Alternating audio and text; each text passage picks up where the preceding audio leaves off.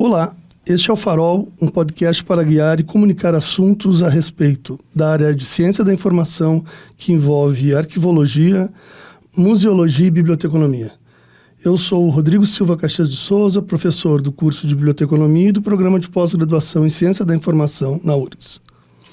Olá, eu sou a Marieta Marques Leff, sou arquivista, doutoranda em Ciência da Informação e juntos mediaremos esse episódio. Hoje receberemos Arthur Coelho Bezerra, doutor em Ciências Humanas, na área de Sociologia, pesquisador do Instituto Brasileiro de Informação em Ciência e Tecnologia, o IBICT, e professor permanente do Programa de Pós-Graduação em Ciência da Informação do IBICT, para conversarmos sobre desinformação em ambientes digitais e o exercício da cidadania. Esse é um episódio especial, aproveitando a vinda do professor Arthur Bezerra para o INANCIB, que é o Encontro Nacional de Pesquisa e Pós-Graduação em Ciência da Informação, que esse ano acontece aqui em Porto Alegre, na nossa universidade, e conseguimos ajustar a agenda para conversarmos aqui no Farol Podcast. Então, professor Arthur, seja muito bem-vindo. Muito obrigada pela sua presença aqui conosco. Eu fiz uma brevíssima apresentação, mas gostaria, então, que você se apresentasse aos nossos ouvintes e falasse mais sobre a sua trajetória. Ok. Olá, Marieta. Olá, Rodrigo. Olá, ouvintes. Eu queria começar agradecendo as instituições de fomento à pesquisa, né, o CNPq e a FAPERJ, lá do Rio de Janeiro, né, por conta de bolsas, né, que eu recebo como pesquisador, né. Acho que em tempos de negacionismo científico é muito importante a gente fortalecer esses mecanismos, né, de investimento na pesquisa no Brasil, né? Então é muito bom que a gente possa contar com esse auxílio, né, dessas instituições para poder desenvolver o nosso trabalho. E eu espero que a gente possa ter uma boa conversa aqui sobre ciência e sobre esses negacionismos e essa desinformação, né, que tem sido tão presente nas nossas vidas. Bom, professor, eu não sei se tu quer falar um pouco mais sobre a tua carreira, tua formação. Bom, eu venho da área da sociologia, né? A minha formação de pós-graduação é em sociologia, né? Mestrado e doutorado no Rio de Janeiro. E eu entrei na área da ciência da informação há 10 anos, estou há quase 10 anos no IBICT, que é o Instituto Brasileiro de Informação em Ciência e Tecnologia, né? E eu sou docente do programa de pós-graduação em Ciência da Informação, que é uma parceria do IBICT com a UFRJ, a Universidade Federal do Rio de Janeiro. E esse programa, que acaba de ser promovido, vamos dizer assim, né, na última avaliação, a gente estava com uma nota 4 e chegamos agora à nota 6, né, numa escala que vai até 7. Então, isso foi uma notícia muito boa para o nosso programa. E a desinformação é um tema que eu tenho pesquisado bastante nos últimos anos, né, a desinformação, a circulação de notícias falsas, né, e mais recentemente também é o negacionismo científico, né, que a gente tem visto durante a pandemia, em diversas frentes diferentes, né, como os movimentos anti-vacina, as questões ligadas ao meio ambiente também, o negacionismo ambiental e ecológico, né? Então, esse é um assunto que me preocupa bastante e também me interessa do ponto de vista de investigador e de pesquisador. Essa temática, né, da desinformação, como tu falaste, tem ganhado muito espaço, tem sido muito debatido, diferentes perspectivas, né? E muitos termos, né, a gente pensa hoje em dia associados a essa temática.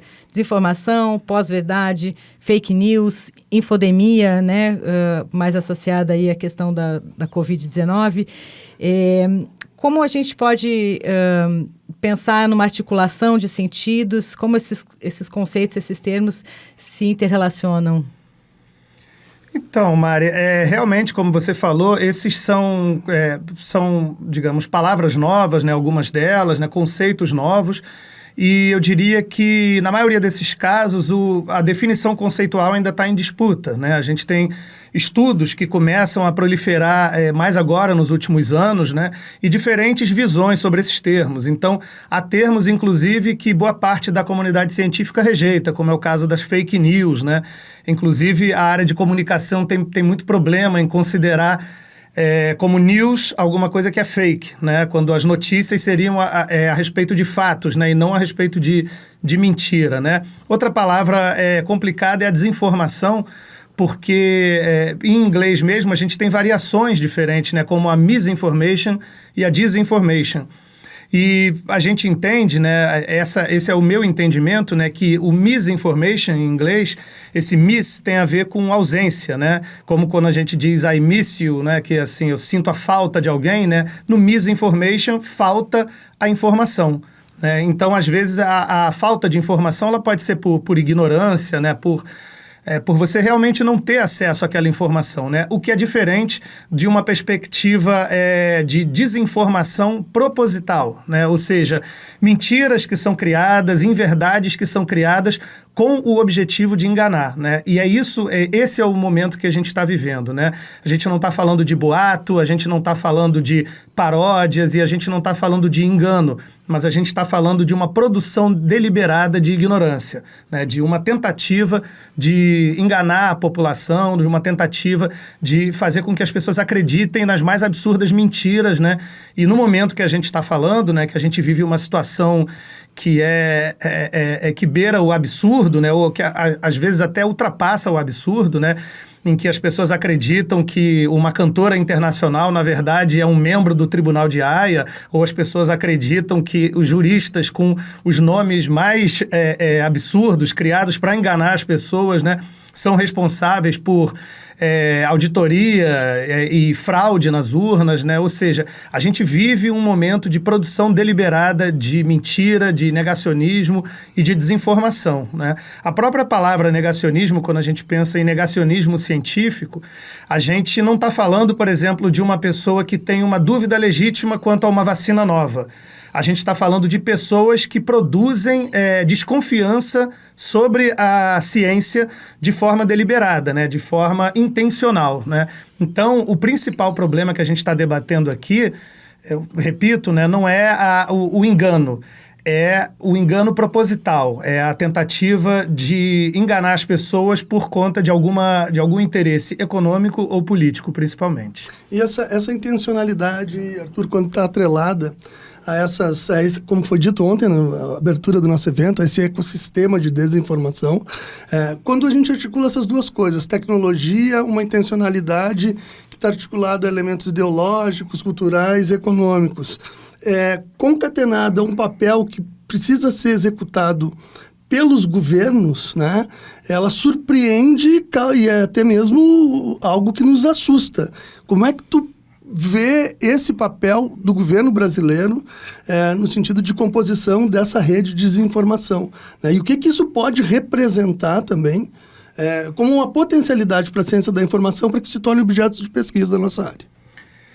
Bom, Rodrigo, é interessante essa pergunta, porque a gente sabe que na política é normal, né, que governos tentem, por exemplo, esconder uma atuação ruim, né, e tentem dar muita luz para resultados positivos, não é? Então, a gente conhece isso como, né, parte do jogo da política. Mas o que a gente viu durante a pandemia não se trata disso, né? A gente viu realmente uma verdadeira estrutura de desinformação que ela envolve a mais alta cúpula do governo, envolve diversos políticos, né, eleitos pelo povo, que se organizam em torno de uma estrutura de desinformação que também tem como aliados alguns influenciadores de mídias digitais, youtubers, influências de Instagram e de outras plataformas, né? Então, cria-se uma verdadeira cadeia produtiva da desinformação, cadeia produtiva da ignorância, né? E as redes, elas têm um papel muito fundamental nisso, porque com esses novos regimes de informação, em que a informação ela é organizada por algoritmos, né? A gente tem a possibilidade de criar mensagens programáticas, ou seja, voltadas para determinadas pessoas, né? Não se trata mais da mídia de massa que a gente tinha no século XX, em que a gente mandava mensagens para determinados nichos. Hoje em dia você pode mandar uma mentira para um determinado IP de computador, conhecendo, né, aquela pessoa, os gostos daquela pessoa, né?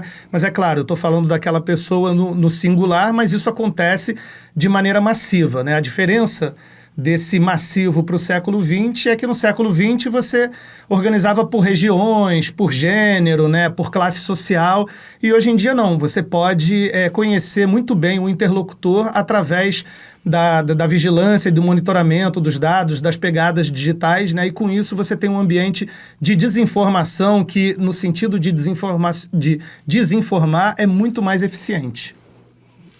Nesse sentido, eu ia mesmo pensar, né, a desinformação, então, como uma forma de intencionalmente recriar, né, narrativas sobre fatos do presente e do passado. Então, como a gente pode pensar a verdade, né, na contemporaneidade, sem cair necessariamente num relativismo ou numa possibilidade de negacionismo, né? Quer dizer, ou a verdade existe ou não existe, ou a verdade ela é... Então, como pensar esse conceito que hoje está tão abalado, né?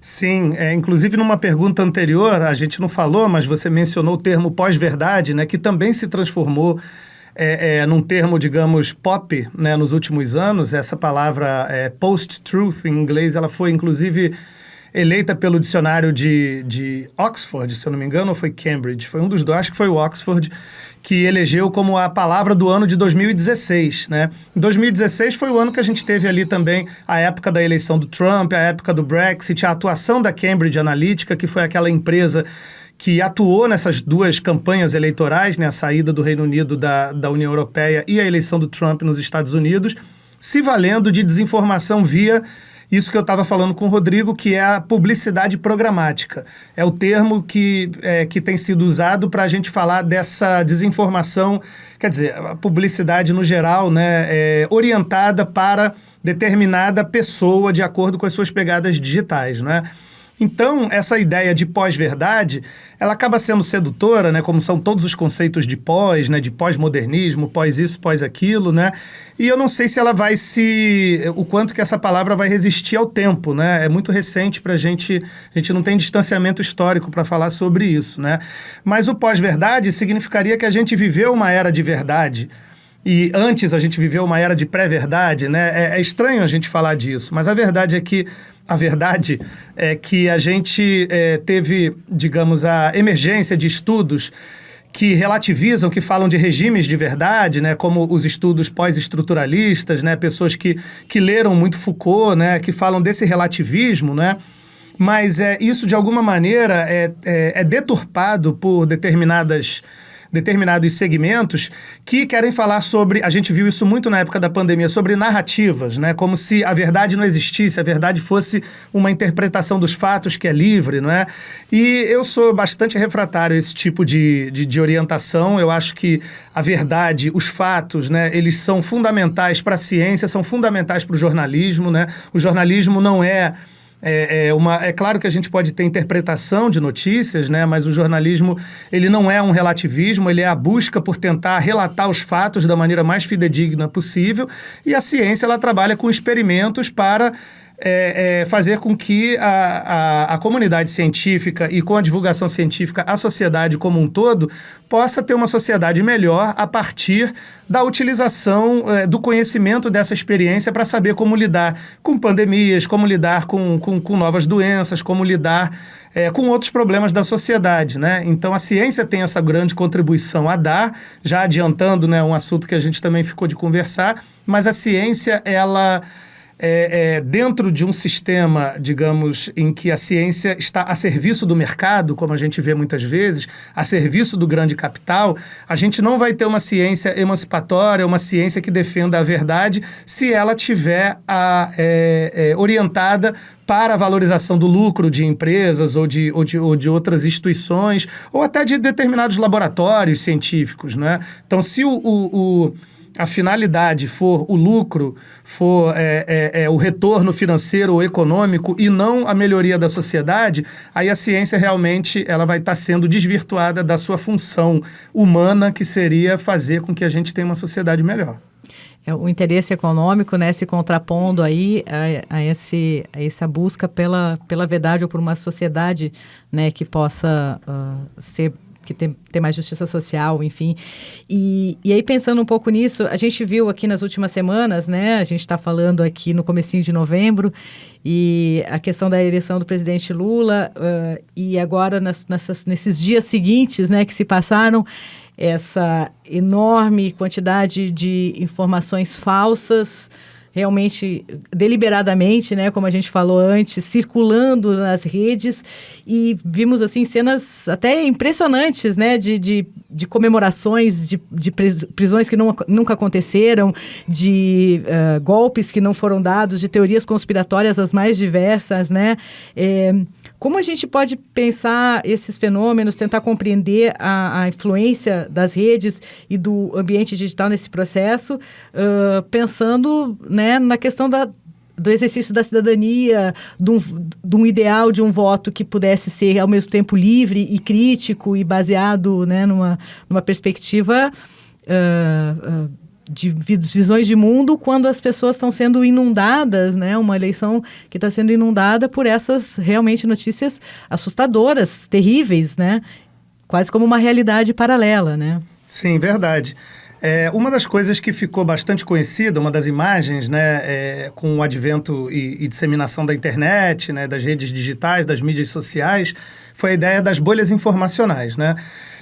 Como os algoritmos organizam a informação, né, a classificação da informação e definem, né? Lógico que não são os algoritmos que definem, né? São os programadores, os engenheiros, os técnicos que fazem esses algoritmos de acordo com o interesse dos seus contratantes, das empresas para as quais eles trabalham, né? Então, esses algoritmos que são criados com a intenção de fazer com que as pessoas encontrem os seus interesses, eles acabam por retroalimentar um universo egóico voltado para o próprio indivíduo e suas crenças. E nós somos seres sociais, né? O Pierre Levy, que é um sociólogo que foi muito entusiasta, né, mais ainda do que o Manuel Castells, né, foi muito entusiasta das redes e das comunidades, né, dizendo que nós iríamos na internet encontrar comunidades de interesses, né. Ele pensou muito no lado positivo da gente encontrar pessoas que partilham os mesmos interesses que a gente. Só que as pessoas também partilham preconceitos, as pessoas partilham visões deturpadas do outro, né? E esse senso de comunidade que a internet dá em torno de bolhas informacionais serve também para os neonazistas, serve para os racistas, serve para os misóginos, né? Então esses grupos encontram eco nos seus preconceitos, nos seus ódios, eles encontram outras pessoas que pensam parecido. Então as redes contribuem muito para criar esse universo em que o indivíduo acaba vivendo numa realidade paralela, como a gente tem visto, né? Não importa o que sai no jornal, não importa o que sai na mídia, importa o que o indivíduo recebe pelo Telegram, né? E às vezes a gente tem grupos, recentemente derrubaram um grupo de Telegram de apoiadores do futuro ex-presidente, né? Em que tinham 59 mil pessoas nesse grupo. Ou seja, as pessoas criam comunidades gigantescas que giram em torno das informações falsas que circulam ali, né? Então, nesse sentido, que a gente percebe que a tecnologia, se ela for simplesmente orientada para o lucro, e eu falo isso por quê? Porque essa desinformação que circula, ela gera um engajamento, o engajamento não no sentido político, mas no sentido das redes, como a gente tem ouvido hoje em dia, né?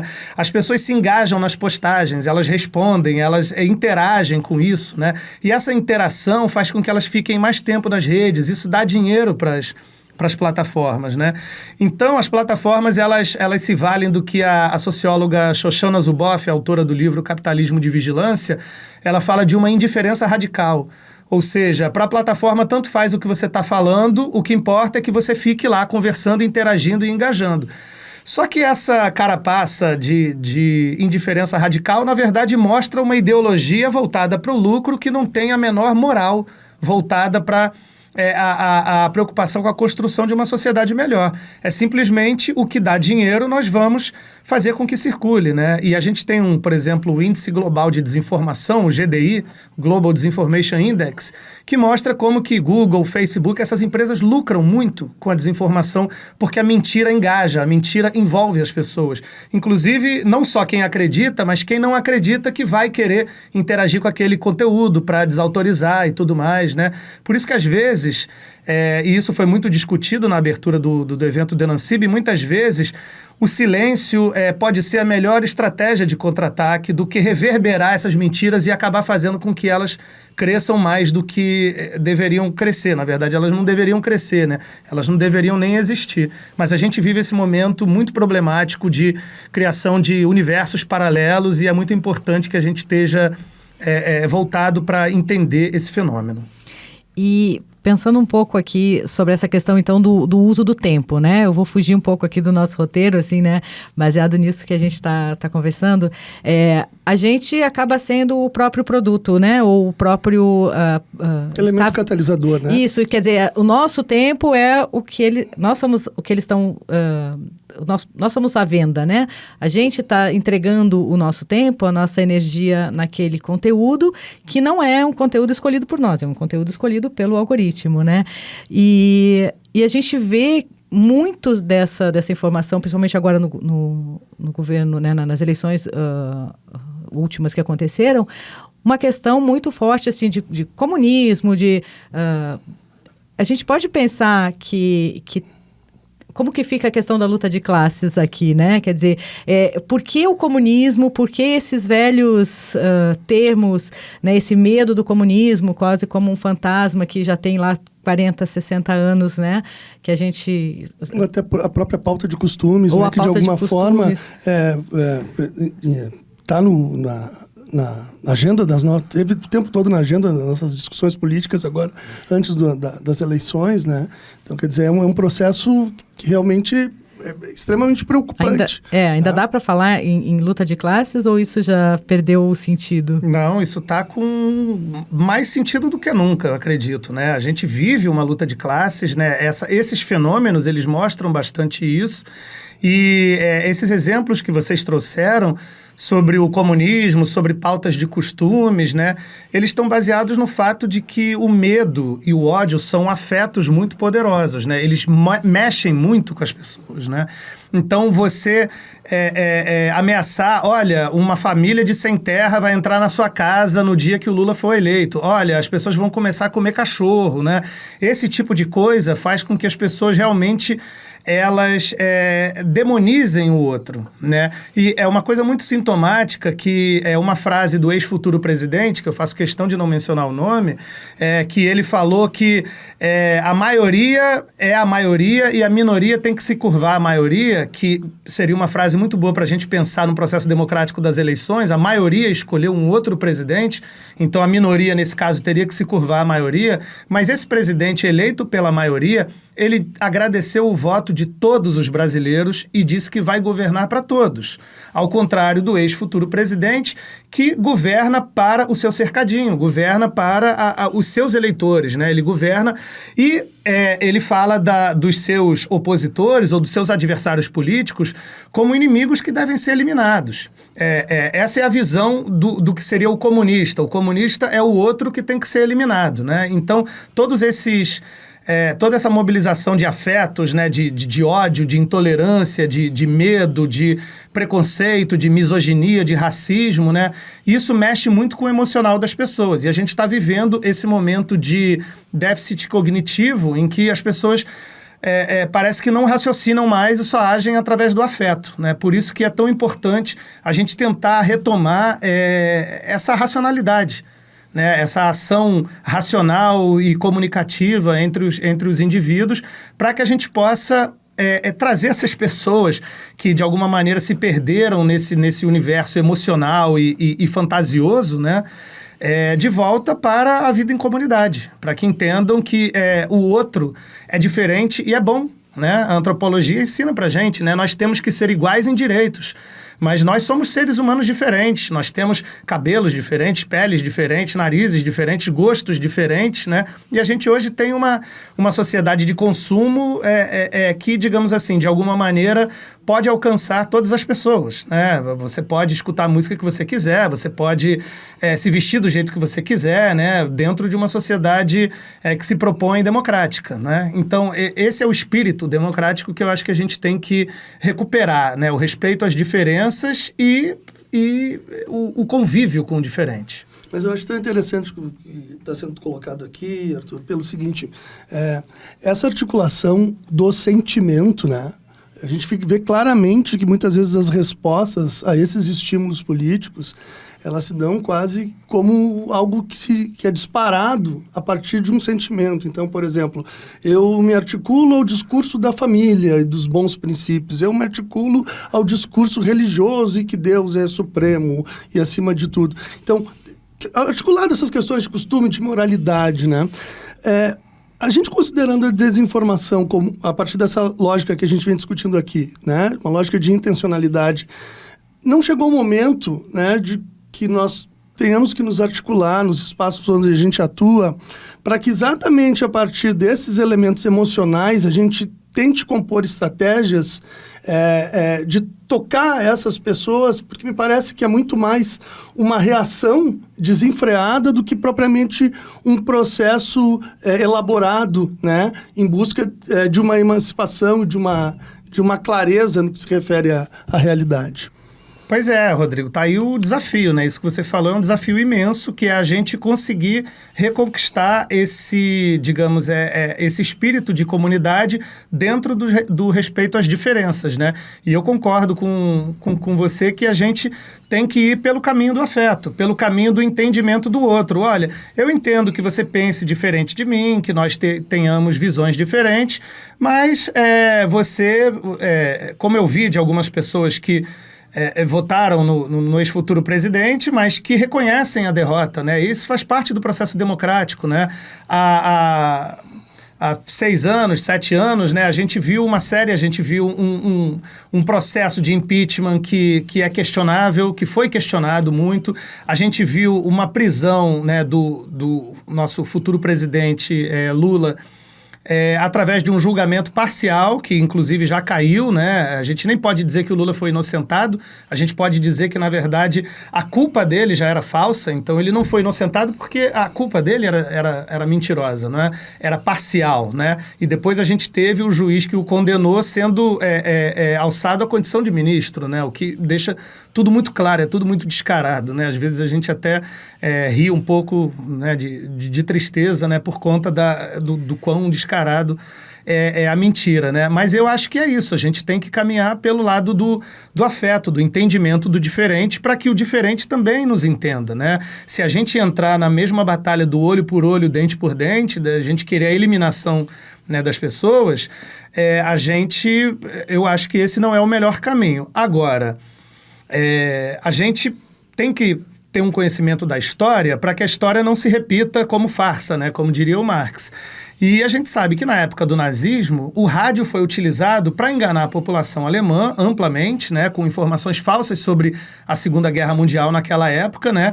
E ao fim do regime nazista, né, essas pessoas foram, de alguma maneira, esculhambadas, né? Foram denunciadas, olha como vocês foram feitas de massa de manobra, como vocês foram manipulados, né?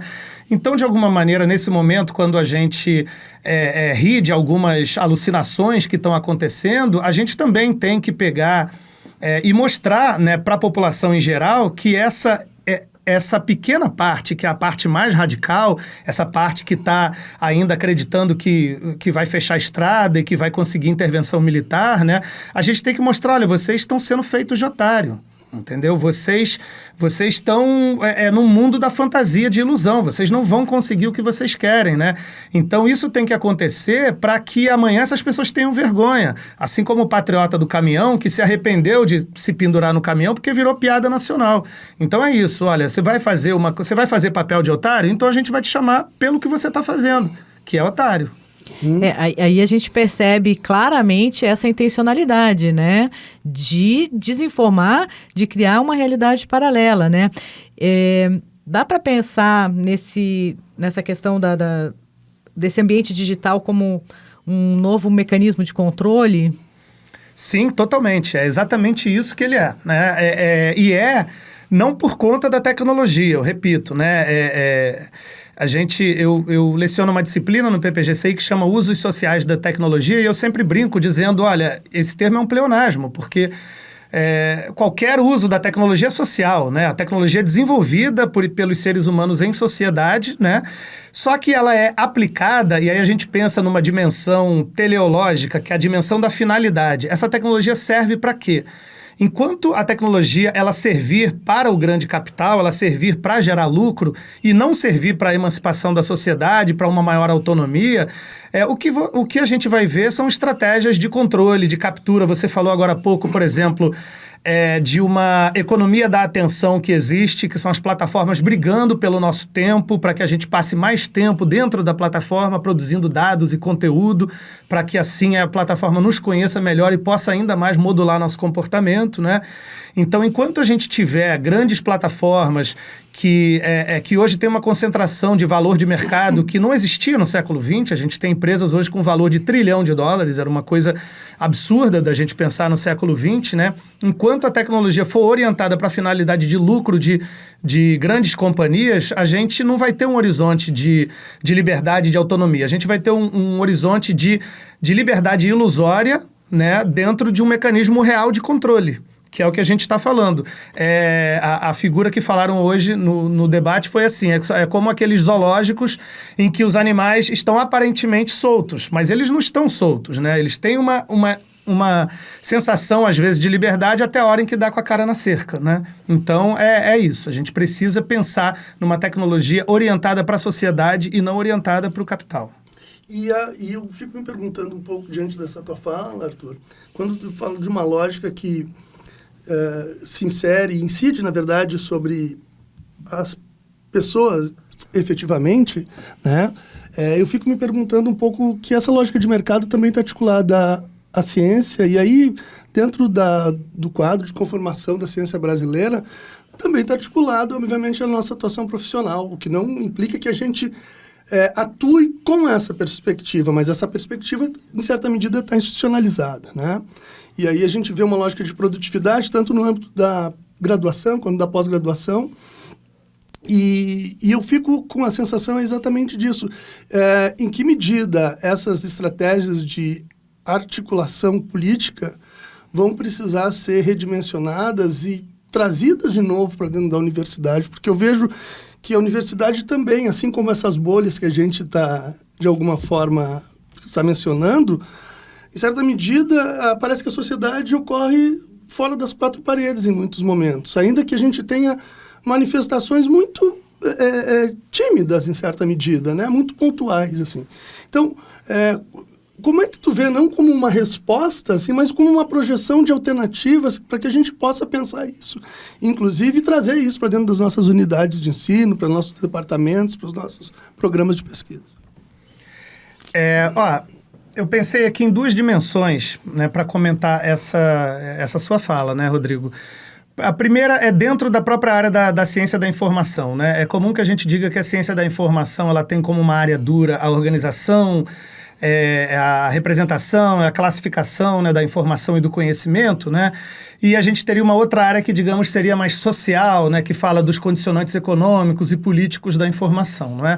No entanto, eu tenho visto com grande satisfação que cada vez mais essa chamada área dura da ciência da informação, ela cada vez mais tem trazido uma perspectiva crítica para a gente pensar, por exemplo, nos condicionantes políticos e econômicos da classificação da informação, da gente pensar como que hoje a informação que é organizada e classificada pelos algoritmos, ela atende a determinados interesses, então a gente começa a perceber o racismo algorítmico, né, o sexismo algorítmico, né? Então, essa preocupação de uma perspectiva crítica que a gente traga para a ciência, né, mesmo estudando digamos, temas que parecem que são mais objetivos, né, como a gente fazer um levantamento em bases de dados, né, fazer estudos métricos, estudos, né, de data science e tudo mais, ciência de dados, né, tudo isso pode ser feito com a perspectiva crítica, né, e eu vejo com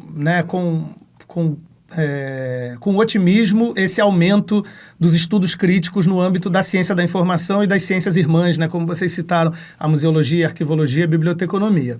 Né?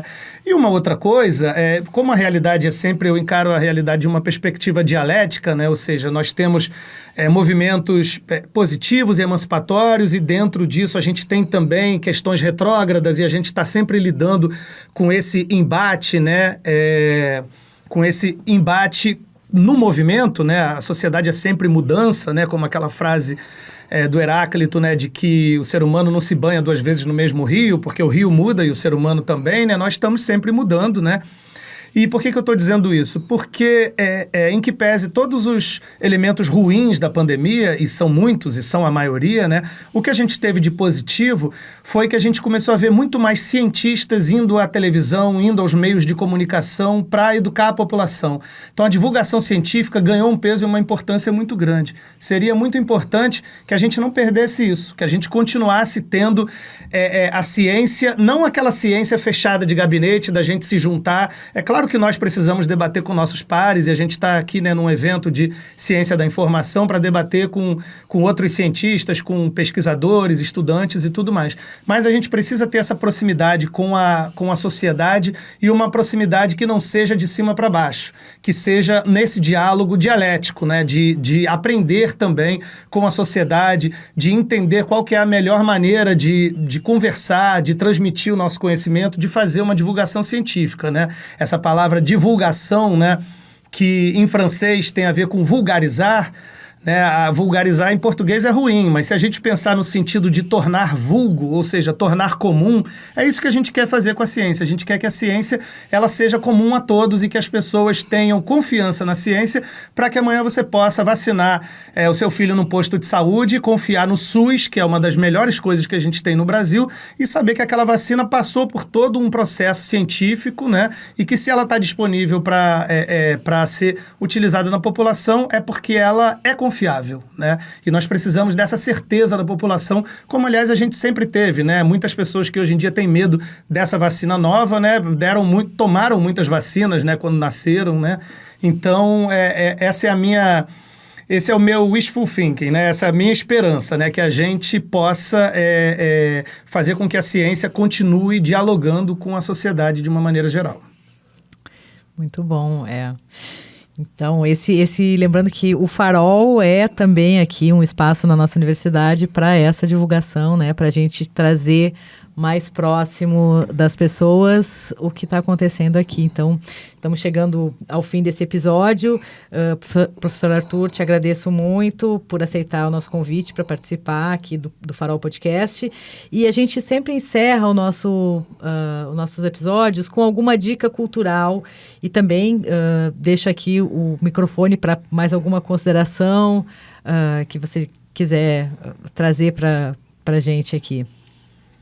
Olha, eu sou muito piadista. Agora que você levantou isso, eu pensei numa coisa. Existe um personagem que é fake, que é o ET Bilu. Eu não sei se vocês lembram do ET Bilu, mas ele falou uma coisa, esse personagem que não existe, né, teria dito uma coisa que é muito importante para a gente pensar: busquem conhecimento. Né? Então, busquem conhecimento, inclusive para saber que o ET Bilu é uma fantasia. Mas a gente precisa realmente buscar conhecimento em diversificadas fontes de informação, né? Não só confiar numa determinada fonte, buscar se certificar de que aquela informação é confiável, buscar outras fontes, não é? E isso, estudar, aprender, ter gosto pela pesquisa e pelo conhecimento, né? Isso é o que a gente tem de diferente dos outros animais, né? A gente consegue refletir sobre a realidade, a gente consegue projetar o futuro, não é? Então, o que a gente precisa é isso, né? A minha dica para as pessoas seria isso, né? Voltem a ler, né? E não ficar tanto tempo só nas redes sociais. A gente consegue também informação de lá, né? Mas os livros também são são excelentes fontes de informação, né? É uma tecnologia bastante antiga, inclusive. Sim, exato. Uma das tecnologias, né, lá do século XV que nós temos, né? E é importante que a gente continue valorizando esse conhecimento, né? O conhecimento científico e o conhecimento literário, o conhecimento cultural de uma maneira geral, né? Da música, do cinema, do teatro, né? Tudo isso alimenta a alma e é muito importante para nós, seres sociais. Bom, a gente queria agradecer a presença do professor Arthur Bezerra por trazer essa temática, essa discussão tão valiosa, tão legal. A gente não tem nem vontade de parar, né? Se a gente não tivesse compromissos e uma agenda. E se você, ouvinte, gostou desse nosso episódio, não esqueça de compartilhar e de nos seguir no Instagram em farolci.urgs. Obrigado e até a próxima.